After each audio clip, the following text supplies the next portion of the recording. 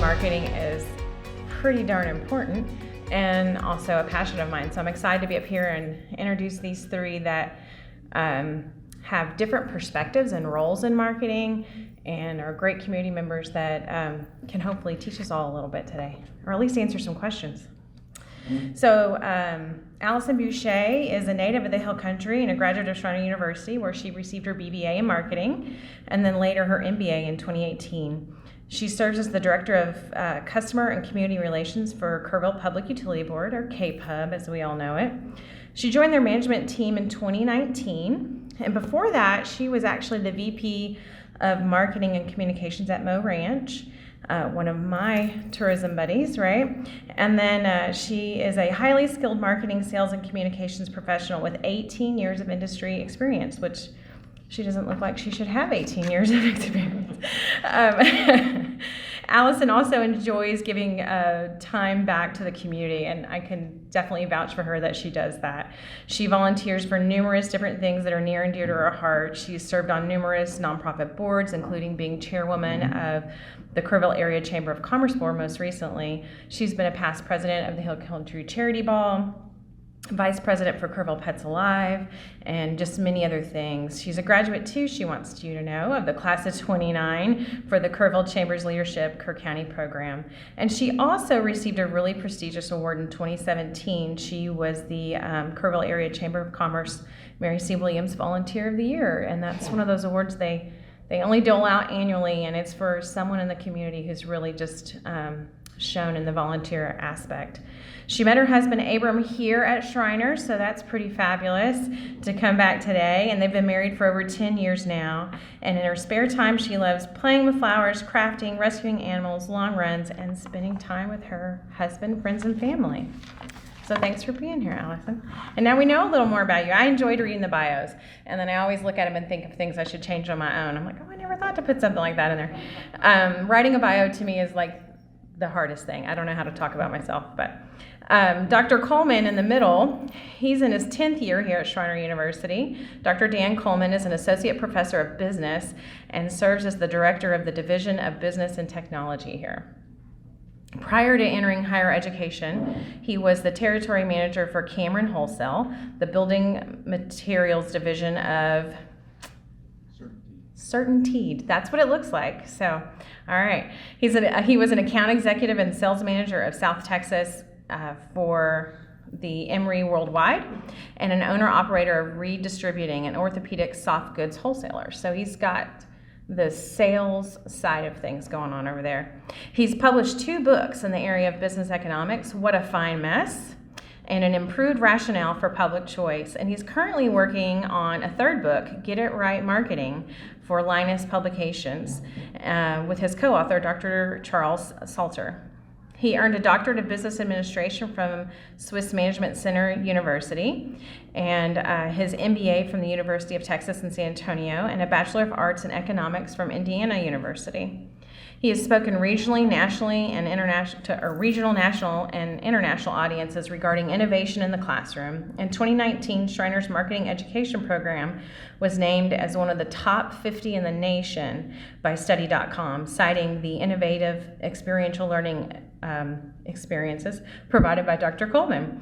And in addition, he's been a consultant to a variety of organizations through Coleman Educational Services, LLC. And then on the end down here, we have J. Clint Morris. Clint is an experienced business and marketing strategist, a data analyst. I love data nerds. I get excited about data too, Clint. Published sociologist, board advisor, speaker, and serial entrepreneur. He helps companies, nonprofits, governments understand those they serve through social science. He's the president of Morris Strategic Communications and its subsidiaries of Alera Creative, Civic Public Affairs, and Crowd Kinetics, a market data analytics firm. He's based here in Kerrville, and he works with clients nationwide, from small shops to the Fortune 500, including Disney, Marvel, Lucasfilms, and Amazon. He's built and managed creative and digital teams for more than 2 decades, and he's a member of the Shriner Business Faculty and is Vice President of Development for Texas Lyceum? All right. So far, everything's been exactly what it looks like on here, so that's good news. I can sound things out. All right, so today we're going to talk about marketing. As I said, for me, it's a passion. It's something I fell into, honestly. I have a business degree as well, but I was definitely more numbers, finance, and data than I was marketing. But landed at the CVB, which is obviously numbers and things are important, but marketing is our bread, right? It's how we get out there and get people to town, and discovered how much I love it. And I think all three of these people probably have a passion for it as well, or they wouldn't be up here today. So we're going to start with Dr. Coleman, and our first question is, what is something businesses forget to keep in mind when they are trying to increase their reach or audience? So I'm going to address that from a couple different areas, but having been a former small business owner, I realize that the time that I have available to me, it's just a rush, and you're taking care of all the things that you have to take care of, and a lot of times the marketing part of that is forgotten, or you just don't have time. You're competing to stay in business, and you're working hard to just survive. And you've got your competition working against you. In some cases, you have legislation and regulations that are, working against you. But so from a marketing standpoint, and what we teach in the classroom today is relationship marketing, and really working on trying to remain top of mind in the customer. And I think that can happen. And it doesn't have to be expensive if you're working with your customer's point of view, and you're involved in activities that your customer likes and enjoys. You're part of the community. What you're doing is second nature to you. You're already contributing to the community as well. But that top of mind activities, and going through and saying, how can we be involved in the community and providing our product, celebrating the successes of your customers, celebrating the successes of your vendors, because they're a big part of that as well. But if it's sponsoring events or just participating in events, and then finally serving as an expert in the industry that you're working in, those are all low-cost ways. And then as far as the more professional marketing, I leave that over to Clint. And when I met Clint, I recognized immediately that he's running an advertising agency. And I said, I have an advertising class that I need you to teach. And he's really, really just done a great job with that. So, sounds good. Let's go to Clint.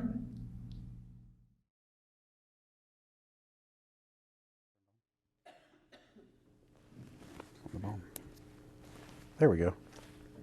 No? There we go. It was a delay. All right. Thank you, Dr. Coleman, by the way.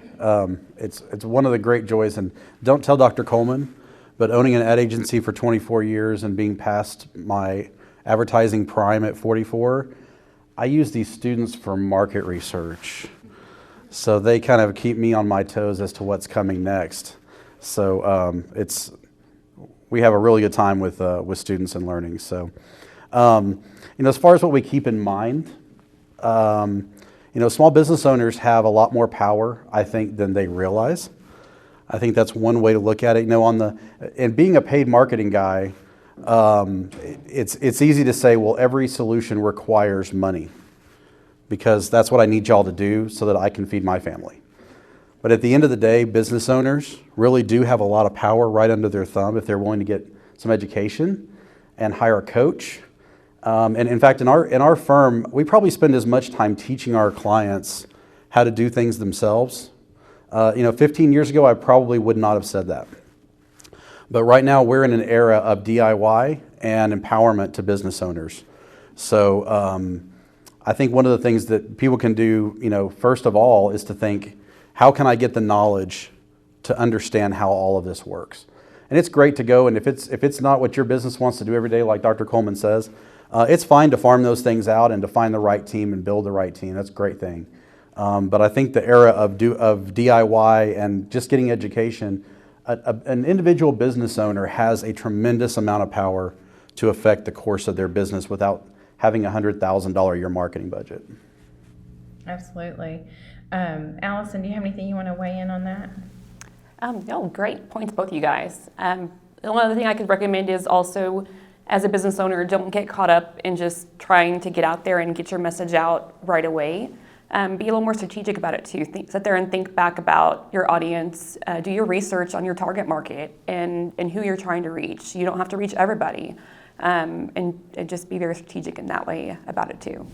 I think that's a great point. I think sometimes we try to shotgun approach everything, right? We're not sure who do we need to talk to, so we're just going to talk to everybody, and that's really kind of an impossible task. But also, you're wasting money on someone who probably just doesn't need to hear your message. So, figuring that and honing them in.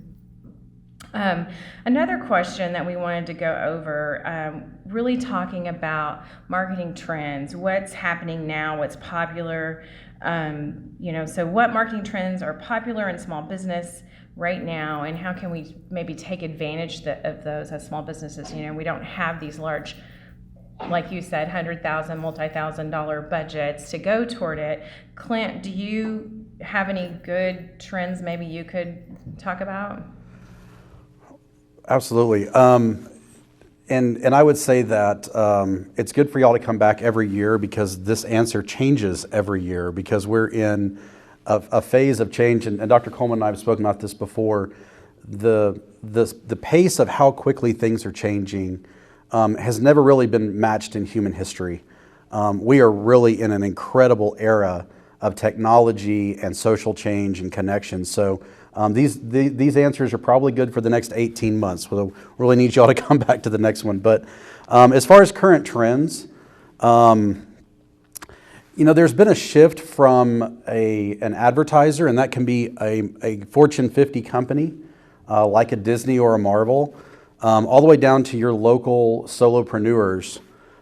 They've stopped talking from their tower at their customers and their clients, and they're starting to hold conversations. And that's it sounds like something small, but it's a big shift in how we think about how we have relationships with our customers and clients. And so a small business owner thinks sometimes it can be, I want to run ads and do a one-way communication. It can be very valuable to think about, how am I pulling back information and receiving information, using that for my business to refine my products, my services.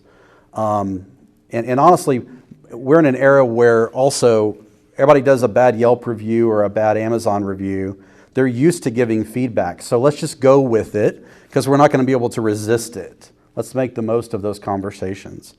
The other thing I would throw out, if I can, is to make use of your customers' their what we call in the industry, user-generated content. I encourage my clients to, if they have an Instagram feed, have your customers post pictures of them enjoying your product, of themselves enjoying your product. Don't be afraid to crowdsource, to use the fashionable term, your feedback and your, everything from photos to testimonials. So think about how you can have those conversations profitably. Yeah, I like that you brought that up. For years, there's only so much you can talk about on your social media about yourself before someone tunes you out. That, if you're Tide, they don't want to just hear about laundry detergent all day, right? They're going to move on. So using that social to tell a story, talk to them, and get their story and share their story is so much more valuable. I know I am more likely to go to a coffee shop that has maybe shared something that touches my heart versus a picture of a coffee. So I think that's a great point to bring in. Allison, do you have anything that you've seen trend-wise going on that you'd like to bring up?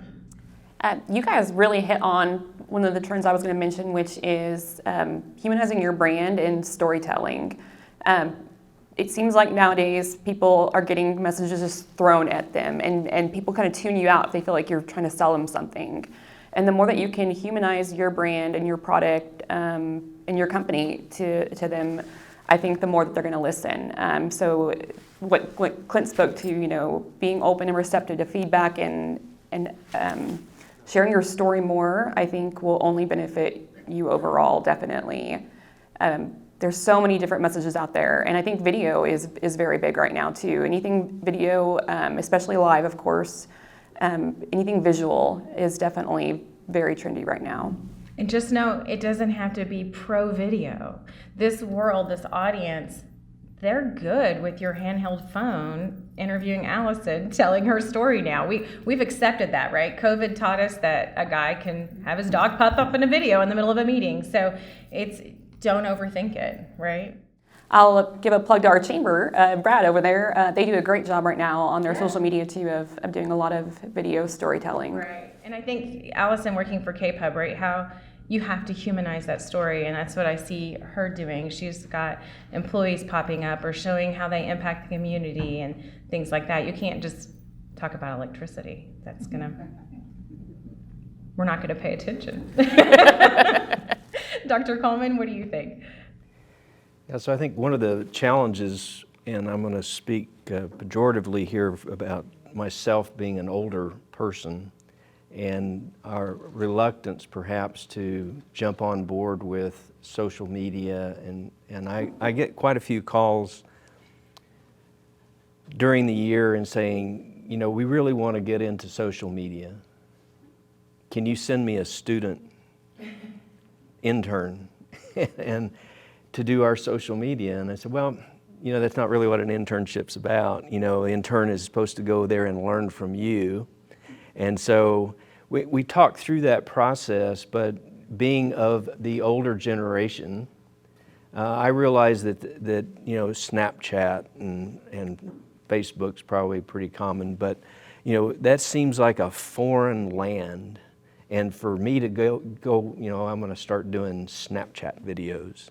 Are those the ones that disappear? I don't know. Anyway, but it can be done within a small business setting. You do have to engage with people who are familiar with that and comfortable with that. But if you're just bringing them in for a short period of time, when they leave, that program goes away. And so you do have to have at least a thought about, okay, I can do this, and this is sustainable over the long term. And what Clint said a while ago is using your customers to drive that social media. That one, it's more effective having somebody else tell them about your service or product.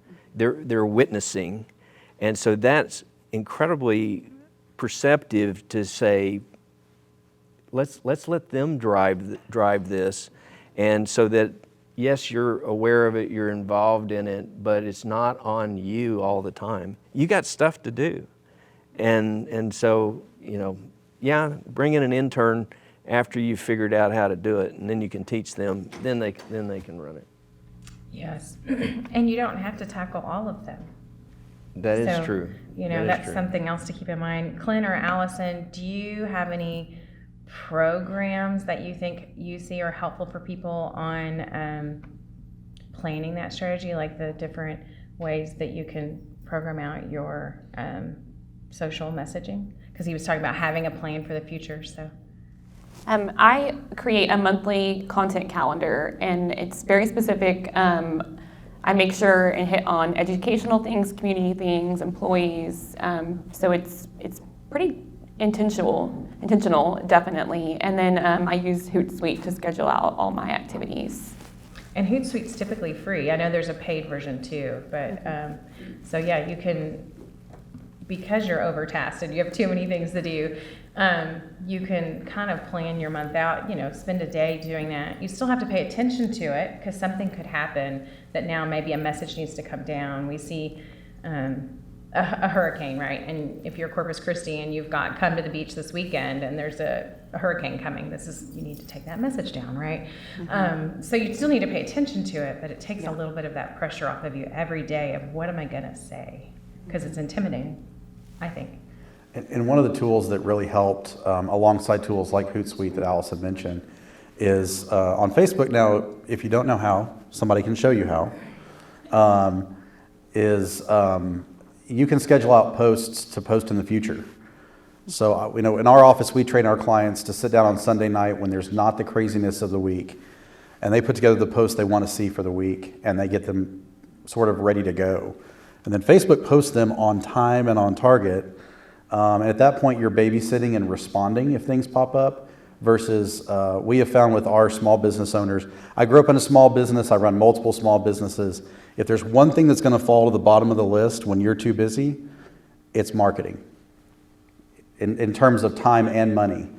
It's easier the immediate pain is in cutting the marketing budget or just doing marketing another day. And so one thing I think is really worth bringing up is to be consistent. And we have a lot of folks out there that they get a blog or they get a Facebook feed, and the last thing they posted was in 2017, and it's tone deaf to the pandemic and everything else that's happened in the world. So when you take on these things, realize you can manage them. Have a plan to do that, and make sure you're nurturing those things so that they're not becoming, archival. Well, another, along that trend line is, I think a lot of times as small business owners and just people in the world, how do we stay on top of these trends? Like you said, come to this conference every year, but in the next 18 months, if there's a new program out there or a new software, what are some ways that we can stay on top of those trends? Allison, do you have any tips on that? Yeah, I am a big conference person. I'm a big believer in them, and especially in my industry, we've got national trade associations, and so for me, it's very beneficial making a point to go there, of course, to stay on trends, but also to hear from my peers and talk with them and make connections and relationships with people in my industry and share tips amongst each other. And then if I have a question later on throughout the year, I have somebody that I can ask personally and put a name and face to as well. There's also, tons of free resources out there that you can subscribe to, different blogs and marketing newsletters, just to keep that fresh. And then also just as a reminder, then when you get those emails in your inbox, oh yeah, okay, I need to pay attention to my marketing. And then also look at your competitors. I always check out other companies, their websites, their social media. Imitation is the best form of flattery, but it helps spark ideas too whenever you see what other people are doing and are intentionally thinking about looking at all of that. Somebody else want to chime in? There might be a throwdown. I was actually going to suggest that you talk about your when you give an idea about how many times and how long it takes to be ingrained in someone's mind, whether it's a logo or a limerick or whatever it is, and so give them a perspective of this is the long haul rather than a short burst. Right. Absolutely, and when I have the privilege of teaching Dr. Coleman's students, is that we actually test over the concept that marketing is a team sport and it's a long season. Marketing is not a one-day activity. And, depending on your audience and depending on what means you're using to reach them, it can take anywhere from 3 to 15 impressions to get conversion. Depends on what you're trying to convert them to do. Obviously, Ferrari buyers are a little bit different than people buying paper towels. But the idea of repetition, I see our publisher of our newspaper here, the power of the top of mind awareness ad. Just be present. Get that share of voice and be present in conversations. It does take regular, repeated activity to get things to move. If you run an ad for a week and a half or 2 weeks and it doesn't get any traction at all in the newspaper, you're not committed really to advertising at that point. You really need to be committed and go in and do the repetition it takes to get the result. Great point. I know sometimes we get tired of looking at our own ads. We've seen this ad so many times, but we forget that's because we see them every day, right?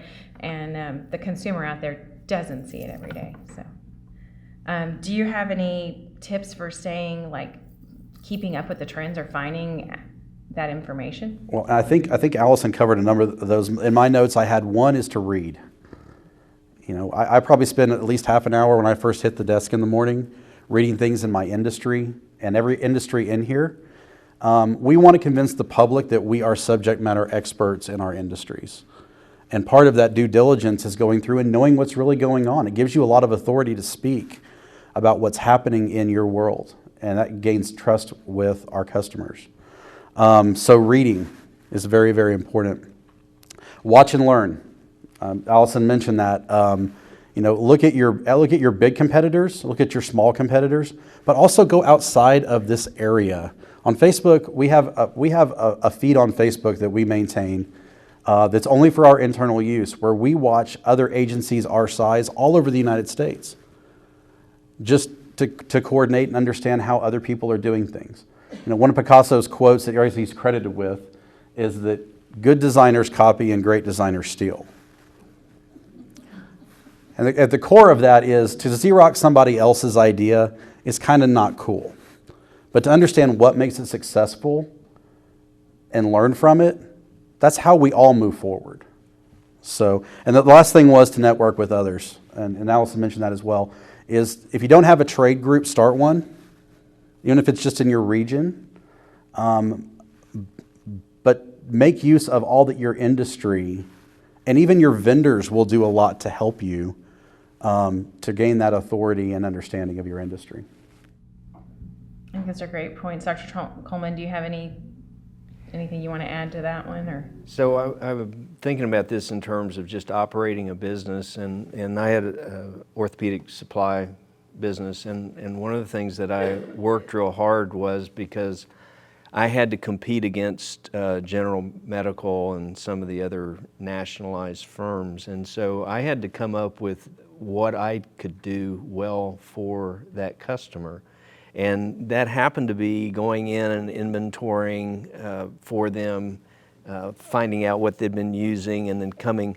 What it did, it relieved the nurses from having to do that. They didn't like doing it. They didn't like keeping up with it. Things didn't get ordered. They would run out, and then doctors would come in and say, you don't have this or that. And so I set up my business to go in and perform that function for them, becoming involved in their business, and so that I wanted to be irreplaceable. So a lot of businesses today are trying to compete against the Amazons of the world, and you go, how in the world can we do that? It is a challenge from a cost standpoint, from a regulation standpoint. How do you do that? And I think you do that within the community, and Kerrville does a great job in the area for the region, buying small, buy local, and those types of programs that you can get in there and say, hey, we're in this together. We're part of our community. We're involved in your lives and your business. And when I want to buy and you fill in the blank, I'm going to go over there and see Dan because I trust him.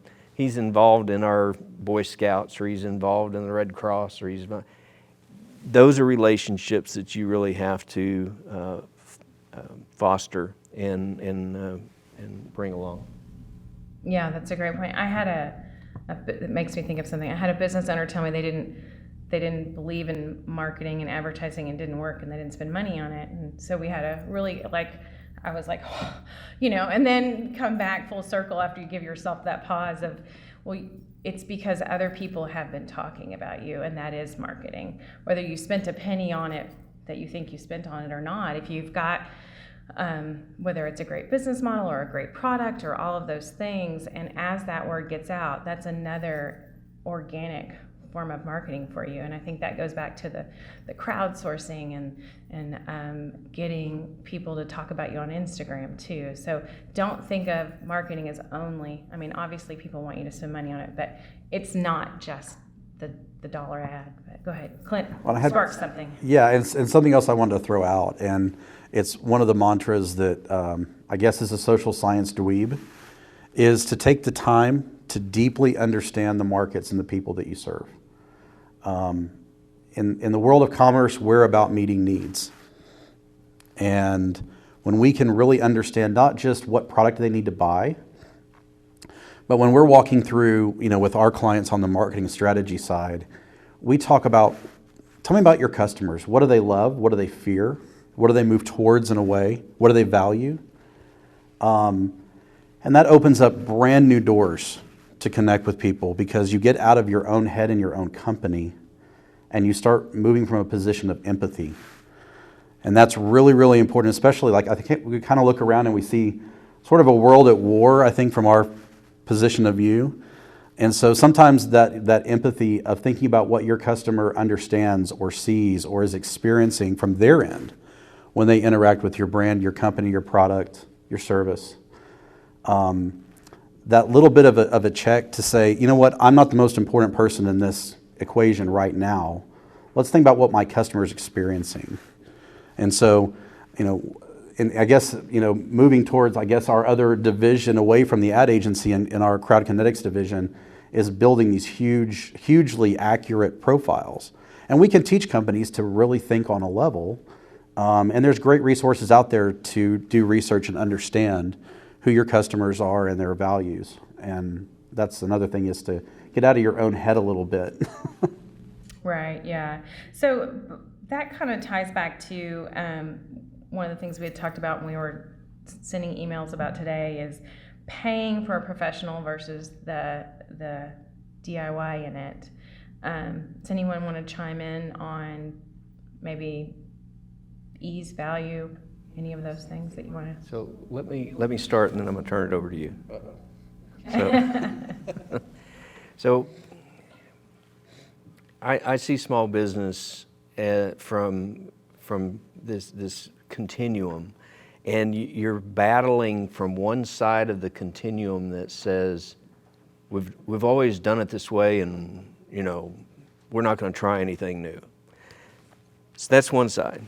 To the other side, where you're just like reaching out for anything that's flashy. What's the latest thing? And we're constantly moving here and grabbing at that. Okay, we're going to try this. Okay, we're going to try that. And so that doing it yourself, in life you're always working towards the middle and try to have a good, medium area where we're not, so stuck in our old ways, and then we're not just running around like, we're crazy. And so that brings up the, do I need to bring somebody in to help me with this? And so then I turn it over to you, but you've addressed some of that already, where you're talking about the DIY. Do you do it yourself, or do you have a professional do it? So, well, and strangely enough, and I've had a class with your co-author, Dr. Salter, who is a tremendous proponent of the idea of intuition. How do we know what we've never been taught? And it's sort of a little bit of a mind exercise. But the reality is, at the end of all of this, that we all mostly operate from what we've learned. And no one's born with a great understanding of how to run a Facebook ad. We've all had to learn at some point. And so, within the ad industry, I think what we see, those of us in the industry, is there's been sort of a shift from paid, just a straight paid service. Our ad agency gets a check from us every month. They handle that and we walk away, to sort of these blended and training services where, we probably do, like I said earlier, we probably do as much training as we do doing for our clientele. And so really what I think, to the point of what you said, Dr. Coleman, is there's nothing wrong, and there's actually a lot right with getting a professional to come in and get you on the right path and get some things put together, and then decide how much you want to do in-house and how much you want to get a contractor or an employee or however you want to do it between the owners and the people that make the business happen. There's a real value and a shortcut. That's the best way I can say it, is that it's a shortcut for your own learning curve to get the expertise in, even if you aren't looking at having someone do your advertising or marketing long term. That knowledge is really important. So kind of a contractual, come in, help me get my feet and come up with that strategy. Like Allison was talking about her strategy she's got going forward, maybe someone to help you create that content strategy and show you the places to go implement that, and then they release you on your own. And because the world of advertising and marketing is overwhelming for most small business owners. We have more options right now to spend $1 on what we call advertising, marketing, or sales, which are 3 different departments. Right. Dr. Coleman. They're 3 different operations, but there's a lot out there competing for our attention and our money to go spend in marketing and advertising. And having a unified plan that you've worked through that makes sense. Every time we deal with a new client, what sometimes we find, I say almost every time, there's some element of marketing roulette where the first 5 people that walked through the door that month got their advertising money, and there's no cohesive plan. And that can be incredibly expensive and dangerous. Right.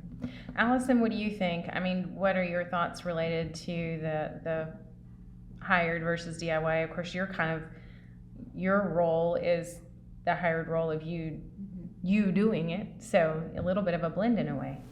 Yeah, and I think that it depends on the business, and I think also that there can be a perfect blend, like Clint said. You may be a business where you just need to turn it over. Marketing is not your thing, and it's okay to admit that and just let a professional handle it. Or you could be a business structure that you've got somebody that can be trained in-house to do some tasks, but then there are some big picture things like rebranding your company, developing values for your company that you might want to have an expert come in and help you with too.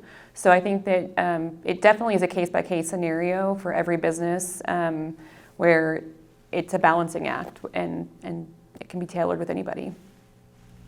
But it's okay to DIY some things, right? Yeah.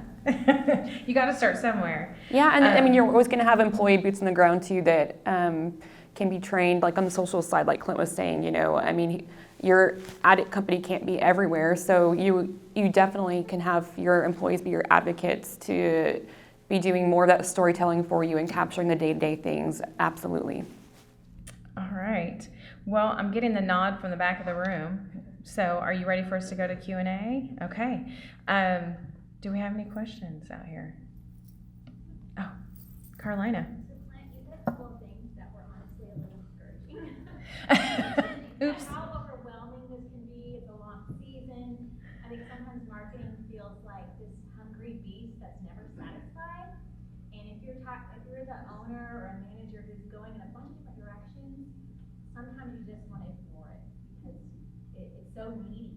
But I think if you know it's effective and you can find those wins and see where it's working, you can be encouraged to keep going and not letting it go dormant. So what are the places you look for wins or metrics Great question. to make sure it's working to encourage you just to keep going?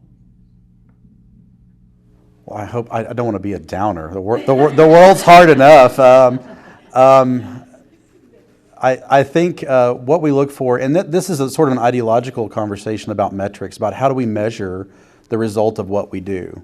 I'm from the school, a very small school, that says that you can't measure every single thing back to a particular activity. But there are mechanisms in running special ads for special places to get responses that you understand where they come from. We run a lot with our clients, we'll do promo codes that only go in certain advertising places so we can track that result. And here's a thing. Should I tell them this, Dr. Coleman? This is really serious inside baseball. Sure. There's this thing we do in the ad business when we want to know information. It's called asking. And sometimes asking a customer, where did you see it? Where did you see us? How was your experience today? That simple act of asking for feedback and asking where they found you is really important because it will point your marketing money in a brand new direction. Sure. So I hope that answered your question. Does anyone else want to chime in? If not, I'll go to the next. Yeah. Okay. I saw the wrap right there. Yeah. She went up first. I was just thinking of an add-on point to that is, when you ask information and whether it's verbal or they fill a form out or it's, somehow written in an email, whatever, is part of that is you need to capture that information so it's not just top of mind awareness in the moment, this is how they found you, but then also have some kind of database, spreadsheet, something where you can look at the end of the month, where did that deal Right. sale come from? Was it from a Facebook ad? Was it from word of mouth? Yeah. To actually make sure you're also tracking. Yeah, don't just ask it, write it down and track it. Yes, absolutely, good point. And I've been at the CBB 20 years. Every phone call that comes in, the last question is, how did you hear about us? And whether it's Kerrville or CBB, and we have a form that sits at every phone, and the obvious answers are there for them to check off, and then there's an other if it's some random whatever, and we track it. We have for 20 years, so it's important to keep an eye on it. Anybody else? Are you ready? Next question. I saw a hand. Go ahead, Amber. We didn't talk a lot about searches in your digital marketplace. How do you guys feel about, obviously moving forward, you want to market locally, but also on a larger scale. How do you guys feel about the money spent versus the number of clicks and or Google reviews, as far as, being here in Kerrville? Obviously, again, like I said, we're trying to expand. Most companies, they don't want to just operate just in Kerrville.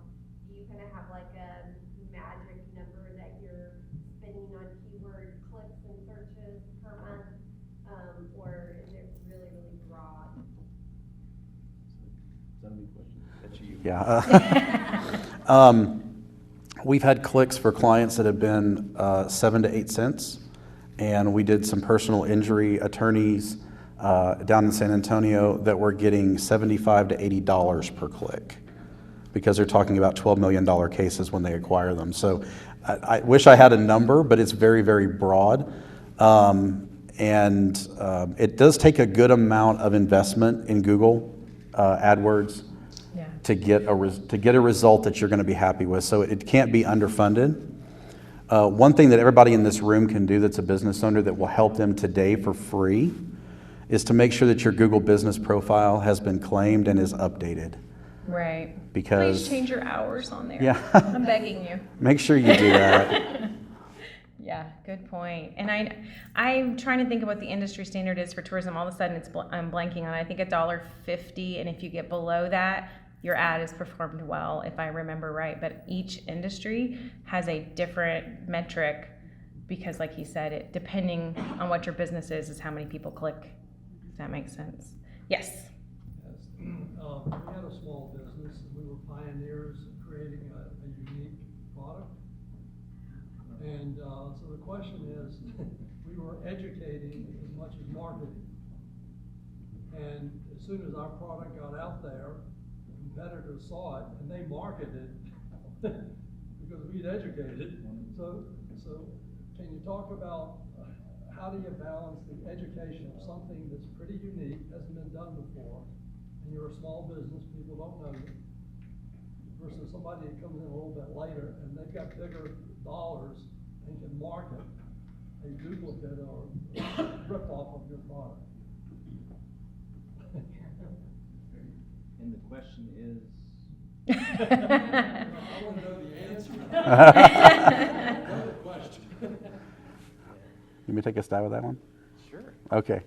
And this is a common thing. It's very difficult, especially if you're a small business innovator, to bring something to market and be crushed by a massive force.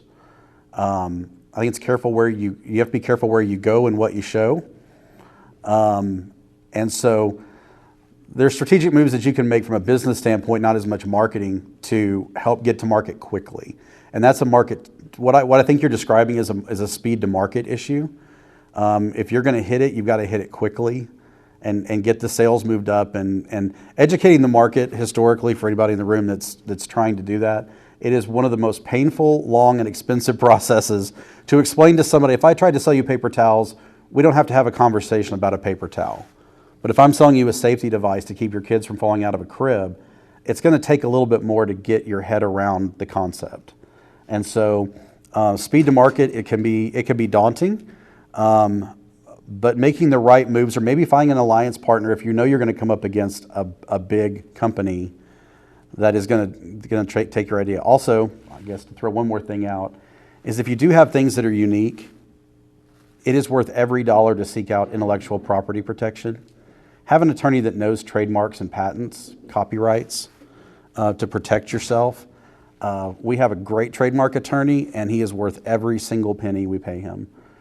because we are able to help our clients be protected and protect ourselves. So get your intellectual property protection in order. Is there any other questions? I think we're close to time, but I think if there's one more, we can handle it. Oh, there's a question. We're pointing to someone who has a question. Nope. She changed her mind. Okay. Well, thank you all for being up here, and I guess I'm turning them over to the MC. Okay. Thank you.